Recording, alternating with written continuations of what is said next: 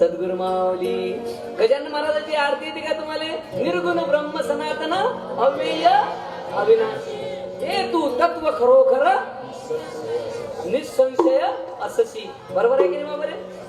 म्हणता तुम्ही ते म्हणजे गजानन महाराज होय, जो अव्ययी आहे, म्हणजे ज्याचा कधी खंड पडत नाही, कमी नाही होत, जास्त नाही. अविनाशी, ज्याचा कधी नाश होत नाही. जो सनातन आहे, शाश्वत म्हणजे अनादी आहे, जो पहिले होता, आज आहे आणि उद्या राहणार आहे.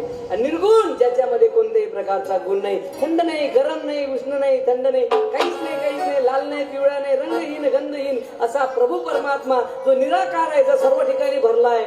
नैनम चिंतनती शस्त्राणी, म्हणजे जो शस्त्रानं कापत नाही, पाण्यानं भिजत नाही, अग्नीनं जळत नाही, ज्याचा कधी नाश होत नाही, जो तुमच्यात आहे, माझ्यात आहे, सर्व ठिकाणी भरलाय. हर देश में तू, हर भेष में तू, तेरे नामाने का तू, तो गजानन महत्वाचा आहे. आणि तो गजानन आपल्या हृदयात आहे, तो समजून घेतला पाहिजे. प्रत्येकाच्या हृदयात गजानन महाराज आहे. या प्रभू जर देव जर ज्याला समजला, त्याचं बजेट बसलं. देव नाही समजला तर काय अर्थ नाही. मी हेच सांगत होतो मग, तुम्ही म्हणे पाणी गुंगून निघते म्हणे ना, प्रत्येकात पाणी आहे. या तरुण पोरामध्ये पाणी आहे का नाही? बरोबर पाणी तुमच्यात?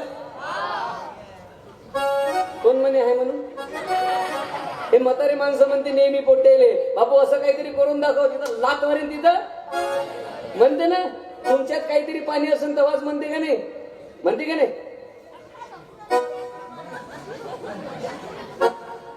तुम्ही काही कमी नाही पाण्याविषयी. तुम्ही बोलता, मी तुम्हाला सांगतो. एखाद्या पोरीले पाहायला जा तुम्ही, बाया निरोप आणते तिकडून, मॅ म्हणते पोरगी कशी राव, डोंबडी डांबडी, पण पाणी मोठं तरसर आहे म्हणते का नाही? पाणी म्हणजे तेज, पाणी म्हणजे ललाट, पाणी म्हणजे काहीतरी वैशिष्ट्य आहे का नाही? बापुरे, तुमच्यातही पाणी आहे, पण तुमचं पाणी कुठं मुरून राहिलं हे मला माहिती. तुमचं पाणी कुठं मुरते? मुझसे शादी करोगी, मुझसे शादी करोगी.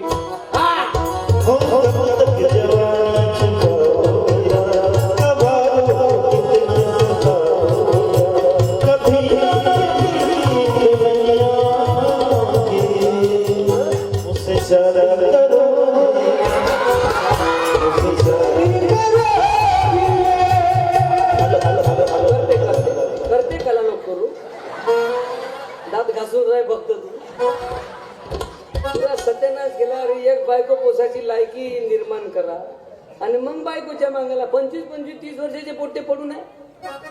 शिक्षणात मागा राहिलो आपण लेखा, पोरी पुढे चालल्या, डॉक्टर बाई, इंजिनियर बाई, एसपी बाई, सीओ बाई, बाई, पोलीस बाई, इन्स्पेक्टर बाई, ग्रामसेवक, वनरक्षक बाई, ड्रायव्हर, पायलट बाई, सरपंच, ग्रामसेविका बाई, कंडक्टर बाई, हिनं घंटी वाजवल्याशिवाय ड्रायव्हर गेअर टाकत. देशाची घंटी बाईच्या हातात आहे. बाई राष्ट्रपती, बाई सभापती, नवरा फक्त तिचा पती, काम नसन तर गावातल्या उचापती. पिंट्याची माय मास्तरीन, पिंट्याचा बाप घरी घासतेरीन, ह्या कपडे धुतील ते ड्युटी होते. काही गावच्या बाया सरपंच आहे. सरपंच ताई आहे का तुमच्या माणूस आहे इथं? कोण आहे? बाई आहे का? राहणं सर्व आरक्षण द्यायले, 1500 द्यायले, 2100 द्यायले, अर्धी तिकीट द्यायले, आणि हे शिकून म्हणून मांग राहिलेले का आपण? शिकलोच नाही ना आपण, पण त्याला छाप राहिलो. पोरी मोठ्या मोठ्या पदावर गेल्या म्हणून पोरी नाही. तुम्हाला सांगतो फालतूचं प्रेम नेमच्या बाई भानगडीत पडू नका. पोराला सांगतोय, तुले सांगतो पहिले, काही पुरी म्हणजे माझं त्याच्यावर प्रेम, तुझं प्रेम आहे तर आमचे का झगडे आहे? अगं धंदे करतो काय? मी सिद्धे बोलतो बाई. मा चोपडं कीर्तन नाही राहत. एक होता राजा त्याला खाल्ला भजा, एक होती पुटी थे गेली गुप तुझ्या बैठक पेल्या तिच्या माग. राहतो एकची धर्म जगाला, राहतो एकची धर्म जगाला. हा, आपुल्या हिताशी असे जो जागता धन्य माता पिता याची. मग आपलं हित कसं हे समजून घेतलं पाहिजे. पोरींनो ऐका, तुमच्या मायबापान तुम्हाला कॉलेजला कशासाठी पाठवलं? शिक्षणासाठी. अर्धी तिकीट गव्हर्नमेंटने कशासाठी दिली? पुरुष फ्री वाटते. तुम्ही पोरी शिकण्यावाले फ्री आहे ना, हा, शिक्षणासाठी पाठवलं. मग पहिले आपल्या मायबापाचा विश्वासघात करायचा का? चांगलं शिक्षण घ्यायचं. बरोबर आहे? तुम्हाला एखादा मुलगा आवडला, ते आवडाच्या पहिले तुम्हाला काय करावं लागेल? आपल्या पायावर उभं व्हा, त्याच्याकडून काही अपेक्षा करू नका. ते लाकड फुगे काम करून काही गॅरंटी नाही. तुम्हाला एक सांगून ठेवतो. आणि क्वालिटी पहा. का पहा? क्वालिटी. कोणत्याही बळद्याळ दिल्या पोट्याच्या मागे लागायचं नाही तर न्याय पाहिलं. 4 महिने यायचं तुम्ही सांगतो ना मावशी, 4 महिने होते लव्ह मॅरेजले, 4 महिन्यानंतर पोरगी घरी येते मग बोलते वाटलं नव्हतं पण ते असं निघून घे ना शेकून. सिद्धच पण आहे तुम्हाला सांगतो. अभ्यास करा. डॉक्टर बाबासाहेब आंबेडकर बोलले. डॉक्टर बाबासाहेब आंबेडकर पोरांना तुम्हालाही सांगतो, आपली क्वालिटी निर्माण करा. अशा कशा पोरी भेटत नाही. ज्याच्याकडे शेती असेल ते पिकवा, इस्टेट असेल तर पिकवा. बाबू रे तुम्हाला एवढंच सांगणं मिळालं. अरे वावर असेल तर किती वाजता गेलं पाहिजे बाबू वानेर खेळायला? किती वाजता? वानेराचा टाइम आहे सकाळचा, बरोबर आहे. वानेर किती वाजता येते? सकाळी येते 6 वाजता. त्याचा जायचा टाइम आहे ते सकाळचा, बरोबर आहे की नाही? ते रात्री मॅच पाहिजे 1 वाजेपर्यंत झोपून उठते 10 वाजता, वावरात जाते 12 वाजता आणि मग गेल्या उठ उठ. अबे ते बोंड खाऊन वरत गेले. दिवा लावाले आला का उतराले आता तिथे काही नाही बे, माती खा. ते बोंड पडले ते सावडून घे पहिले. पिसारल्या रंगाचे बोललं तर बोललं म्हणते. शेती आहे म्हणते, माझ्याकडे पिकत नाही म्हणते. झोप ना. गंमत होय रे. मला एवढा बोलायचा अधिकार आहे का तुम्हाला या स्टेजवर? नाही रे बाबा, गंमत होय. पण समजून घ्या, आपल्या मायबापानं आपल्यासाठी शेती काय ठेवली? पिकवासाठी ठेवली. बापूरे शेती सारखं आता तुम्ही म्हणते, पण शेती लोकांना भेटून नाही राहिलं. लक्षात घ्या, शेती महाग झाली, शेती मर्यादित आहे. आता लिमिटेड झाली शेती. पहिले 50 एकर शेती राहत होती एका माणसापाशी, 100 एकर शेत्या राहत होत्या. आता भाऊ पण सगळे इष्टी वाटले गेली. 1-2 एकरावर आपण आलो रे. म्हणून बाबूरे तेच कशी चांगली करता येईल, तंत्रज्ञानानं कशी करता येईल, चांगली कशी पिकवता येईल, आपलं जीवन कसं सुंदर करता येईल, या दृष्टीने पहा. व्यसनमुक्त करा. मी तुमच्या समोर बोलून राहिलो माऊल्यांनो, माता पित्यांनो.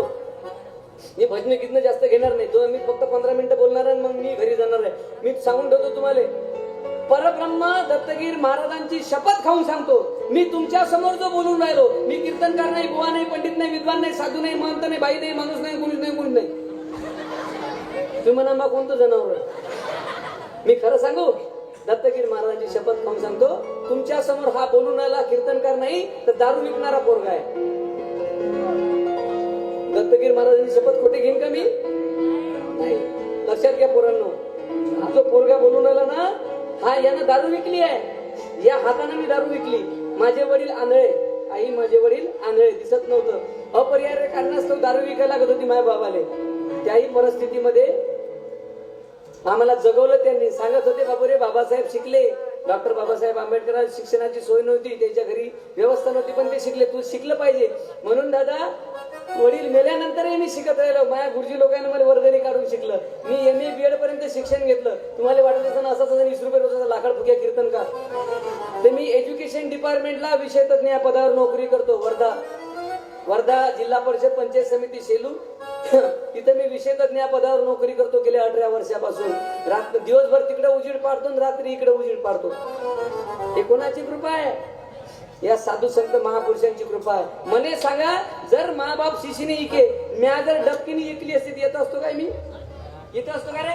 नाही. पोलीसवाल्या सगळं माझ्या दोस्ताना असतात. पोलीसवाल्यानं मला सणावाराच्या दिवशी घरी नसतं ठेवलं, माझ्या घरासमोर गाडी लावली असती, साहेब म्हणलं असतं. इज्जतदारीनं मला पोलीस स्टेशन मध्ये नेलं असतं. रातभर माझी सोट्यानं पूजा केली असती. सकाळी माई बायको आरती घेऊन आली असती. माझ्या घरच्या लोकांना पावत्या फाडल्या असत्या. आणि माझ्या बायकोनं मला हळद कांद्यानं शेकून दिलं असतं. बंद्या गावातल्या कुत्र्यानं मला पाणी दिलं असतं. मला झोपायला काही गादी लागली नसते, कोणी नाल्यात पसरलो असतो. हा सत्यानाश झाला असता का राहिला असता? झाला असता ना बाबा रे. पण मला साधूंचा संघ मिळाला. इंजिनियर भाऊसाहेब थुटे, सप्ता खंजिरीवाले.